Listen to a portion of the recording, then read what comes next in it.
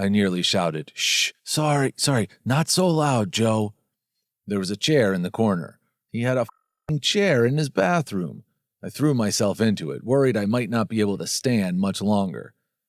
I did hate you. I mean, when you were an asshole.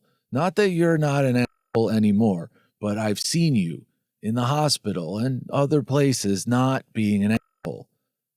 It was so much easier when I hated you.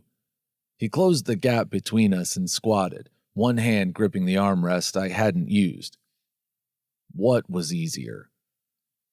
Damn, his gaze was intense. A ball of cotton or light or twirling barbed wire poked inside my chest. It tingled and hurt and burned or something. My hand pressed against it, trying to make it still, but nothing worked.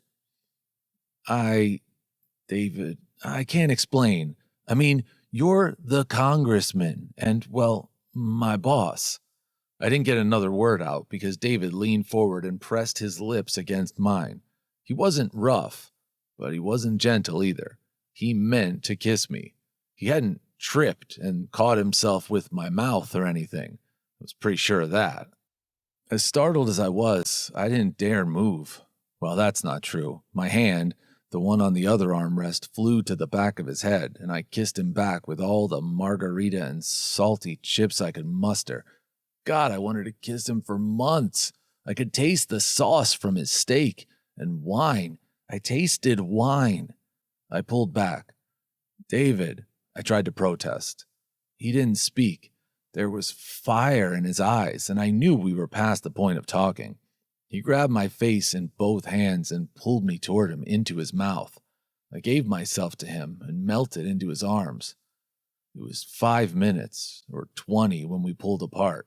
There was hunger in David's eyes, and my whole body craved to press against his, to feel his heat and sweat and flesh. Then the last remaining sober brain cell in my head cried out and my eyes flew open. Oh, shit, I said, hugging myself and pulling away from him as far as the bathroom chair would let me. What? He whispered in a husky, sexy breath.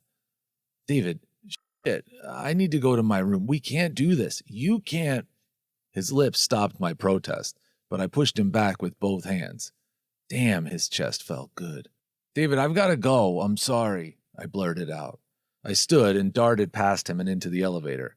As the doors closed, the last thing I saw was David leaning against the bathroom doorframe in a wrinkled blue shirt with an equally wrinkled expression.